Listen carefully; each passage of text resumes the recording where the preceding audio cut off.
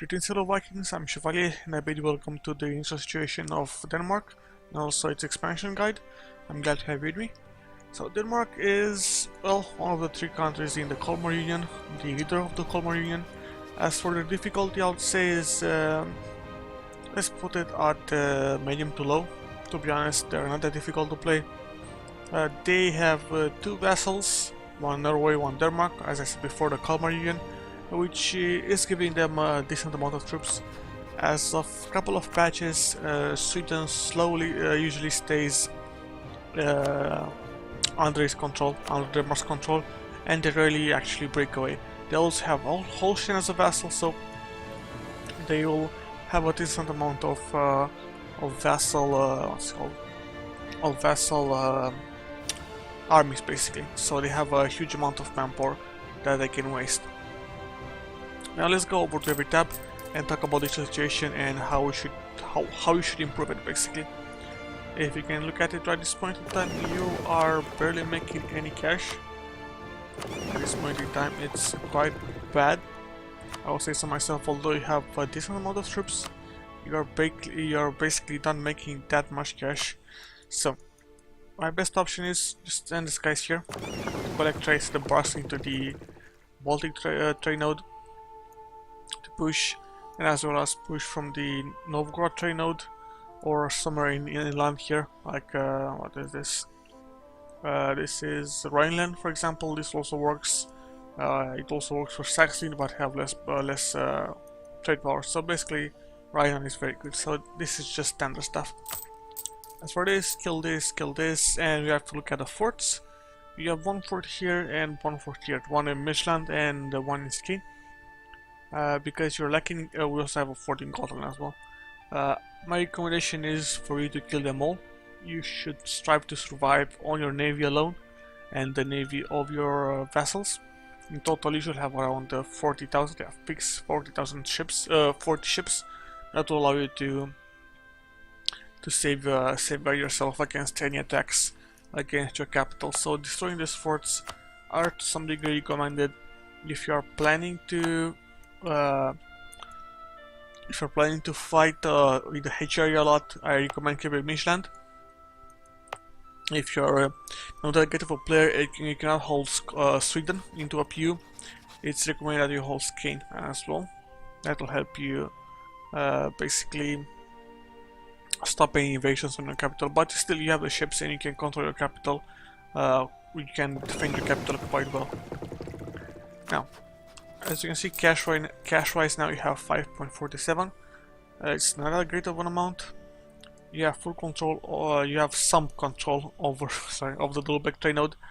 If you are smart enough, you should be able to take more lands from these guys here. To some degree, East Frisia is not part of the HRE, so it can be taken as well, and to some degree move against the other states that are part of the that have let's say the trade nodes, basically the estuaries here.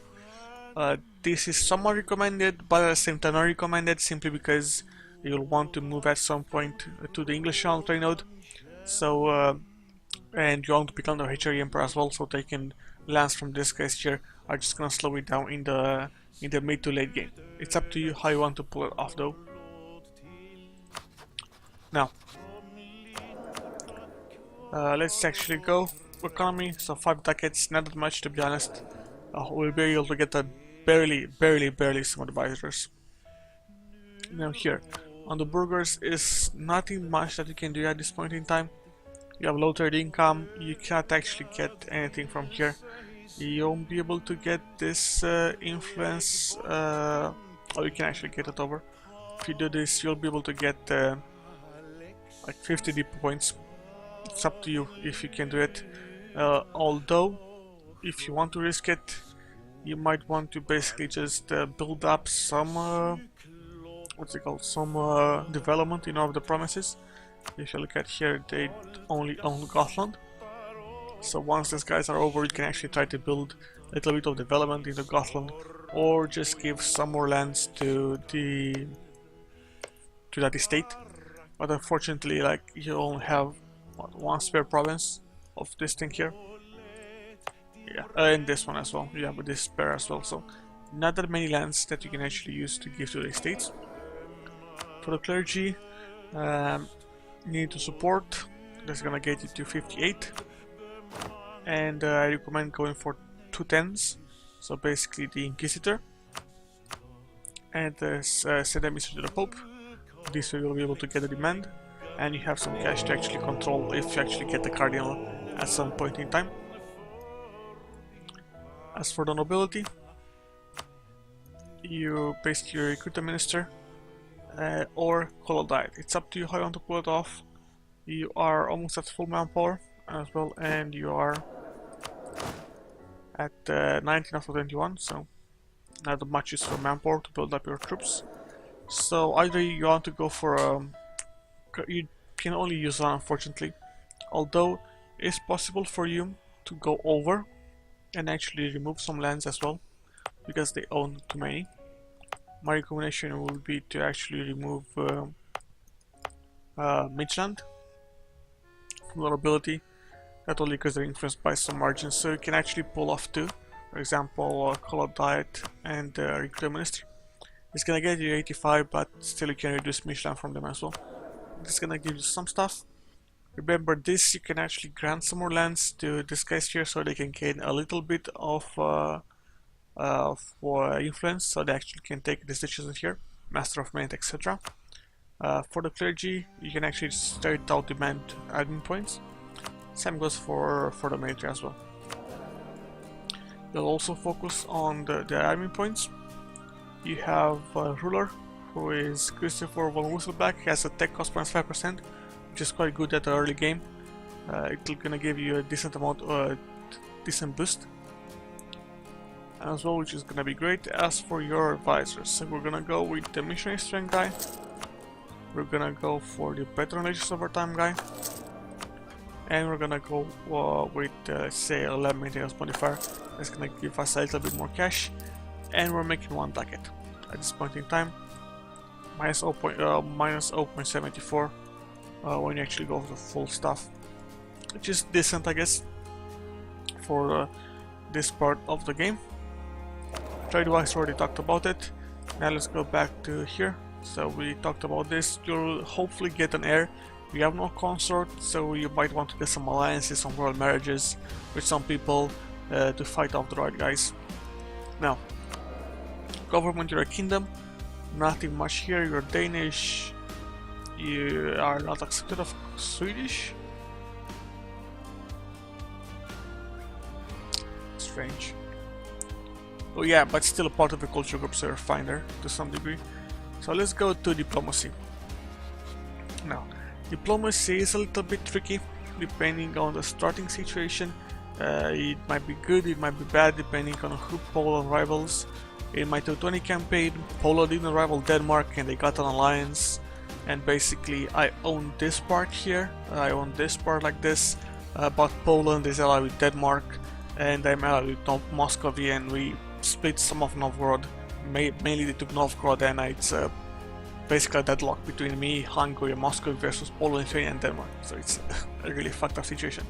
But as you can see now, you're rivaled by Scotland, Lithuania, and Poland. Scotland because they want to take these lands from you. Lithuania, of course, because why not? And Poland, because why not? So you have a couple of options here. As for your rivals, your main rival should be Teutonic Order, and you should try to take lands for the Teutonic Order. Like, there's nothing much to say here. Taking lands for the Teutonic Order is a must. Same goes for the Livonian Order. In what order do you want to go for it? I do not recommend building extra vessels. I do recommend feeding some lands to Sweden if they make claims. Primarily on the Livonian Order is possible. On the Teutonic Order, you're gonna have to take them yourself, especially Danzig is gonna be really helpful for you, and Memel as well. Other than this, so first rival, of course, the Teutonic Order, which is not part of this. Okay, Teutonic Order is not possible, so let's look at here. Novgorod, first choice of attack, followed by Scotland as well. You're gonna be able to attack Scotland as well. If France is at war with England, even if they're not at war with England, you can actually move into Scotland and kill them. even if they have the guarantee on them. You'll be able to move your troops to Orkney, then slowly move your way. You have the ship superiority to actually kill the French fleet if they try to engage you. And the last one, it's up to you how you want to do it. I recommend just leaving it like this for the starting time, for the short time here. As you can see, you do not lose any power projection if you don't have enough rivals, so that is good as well. Now, we have allies. As for allies, I guess Austria will make a good ally if you can get the opinion with them up. France will make a good ally as well if you can pull it off. Hungary against Poland, Moscovia against Poland as well. Any of these big guys that you can actually ally to fight off either your enemies in Poland, your enemies in England later on, or enemies in France, depending on situation. Burgundy as well, if it doesn't get split. Becoming the HRE Emperor is also possible by simply going for the strategy that I told you in one of my videos. Alliance with Cologne, Chevalier and Mainz.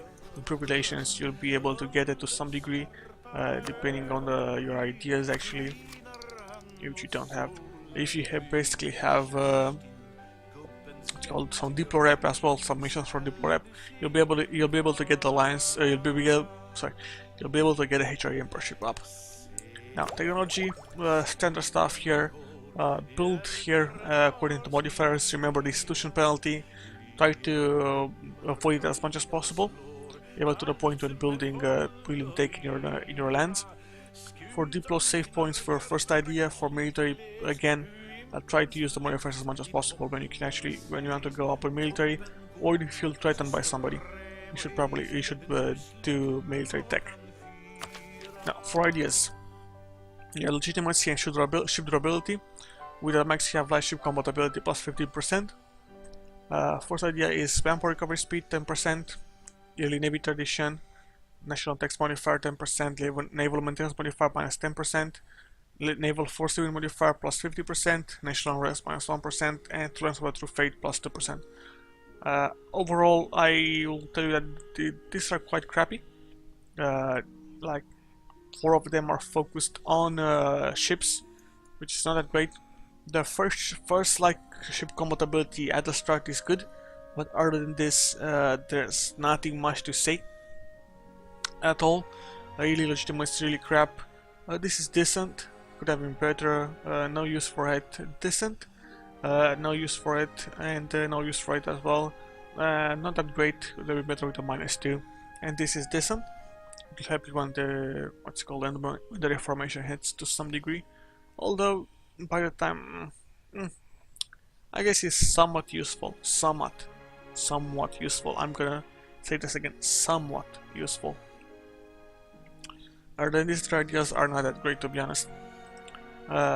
They are E's, basically E, like a 5. Let's say 6 out of 10, basically, because you have the now there's a 5 out of 10, basically. As for your national ideas, influence, I mean, there's basically nothing more to say here. You have to integrate Norway and Sweden, your vassal as well, so influence all the way. Followed by, I'll say, either religious, although they're not that great, humanist, although I do not like them. Probably the best one is admin, so just go for 2 points in admin and see how it goes. If you want to put more points into admin instead of so that you can wait for the institution to spread, you can put it in that. If not, go for more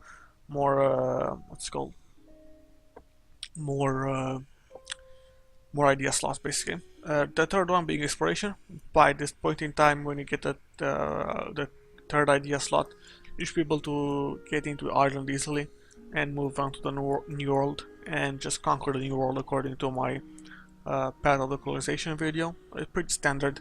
If you actually get here, say into Ireland, around these nations here, with Tech 7 and as well as exploration ideas level 3, you should be able to hit these lands here easily.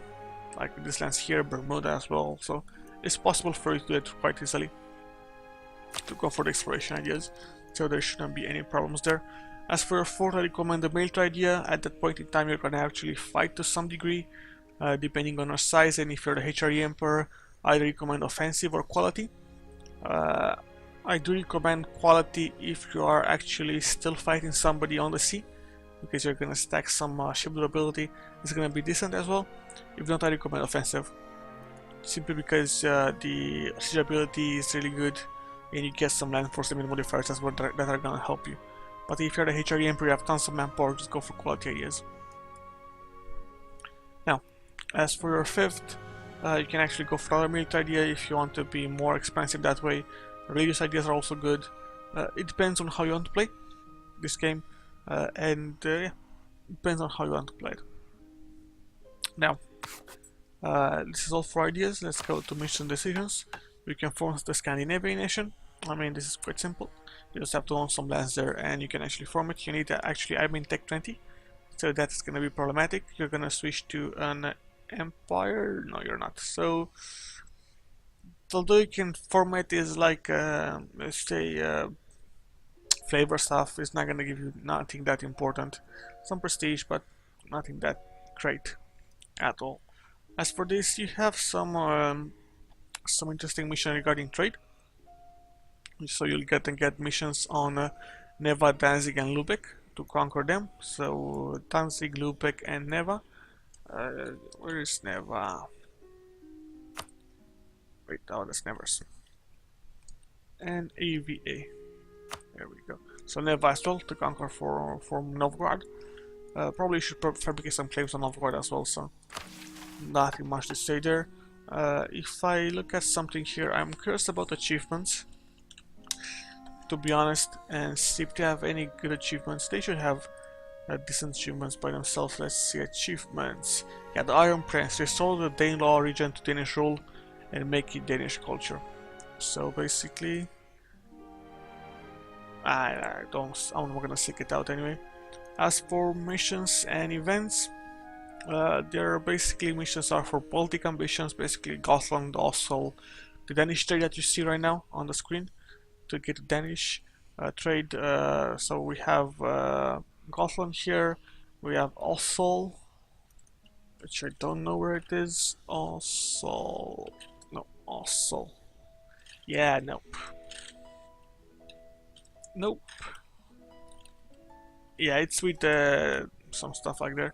I cannot type it actually, because it's with the German O with the double dots there, so I think it's impossible for me to find it. Or it has another name. Or does it have another name? No, it does have another name. It's impossible. So, and you have recover Scania. It's part of of Sweden right now. So if I actually go like this, Scania. Oh, Skane, sorry, Skane, not Scania, Skane. So you have Skane. Right, also is. Nah, I can't find it. It's somewhere around here, to be honest. I just cannot find it, for fuck's sakes. So that is for the missions. For the Baltic ambitions, you have some other missions to recover Holland, defend Denmark, protect Norway. Simple stuff, nothing that much important. As for Danish events, there are some events regarding flavor. Of course, as always, for Trends of the Heretics, for papal influence as well. Nothing that important, to be honest. Not that many events that actually are really huge, like the Beer Wedding or anything of that sort. Some events for university, some events for advisors, some events for regencies as well. And that is about it. Some of them give you points as well, so that is gonna be good. Now, for stability expansion, standard stuff, nothing that important. Although I'm curious, is this guy decent enough? Nah, it doesn't say right. Field Marquis. Nah. Rebels never negotiate. Usually I get another leader if I actually go over this, but I guess they don't have another leader. And you can actually do some nice stuff with switching your leader with this, but it's not possible right now. So standard stuff here with door exhaustion, stability. As for tier, I recommend going for the middle one. or this one, depending on how many troops you have present and how many techs you have available. Religion here, you'll not be able to actually go for the papal control, not yet at least. You're gonna be able to get one in Skane at some point in time, so that's gonna help you as well. It's gonna be good. As for anything else on religion, you're gonna become Protestant later on, so you should be careful of that as well. And this is about it. Now let's go to military.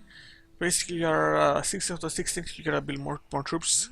Yeah, you should try not to build any more troops and stay your force limit, because you're gonna integrate both your vassal of Holstein and you're gonna integrate Sweden and Norway, so you're gonna get some troops that way. So try not to build to your maximum force limit. As for naval force limit, build 2 more galleys so you can have more combat ability in this region.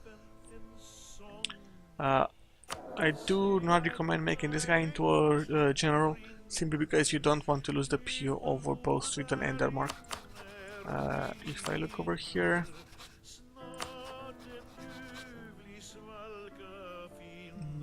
on this,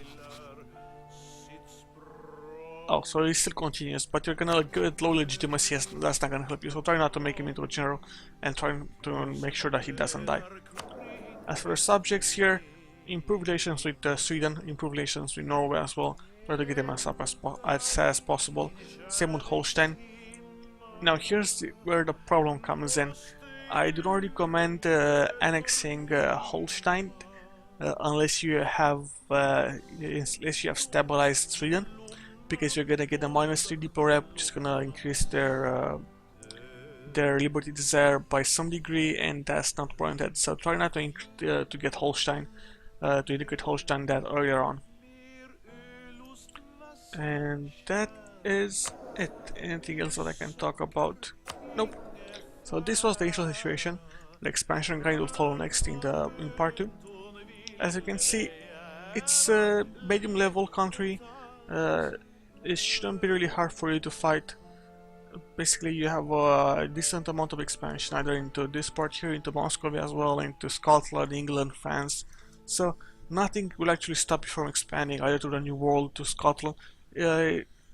It's a medium level simply because you have the PO with Sweden and Norway, and that's gonna drag you down. If you had full Sweden and full Norway under control, it would have been a very easy nation to play as. But yeah, I hope you enjoyed this, guys. I will rate you in the second video when I talk about Denmark's expansion. Hope you enjoy this, and I'll see you next time. Ciao.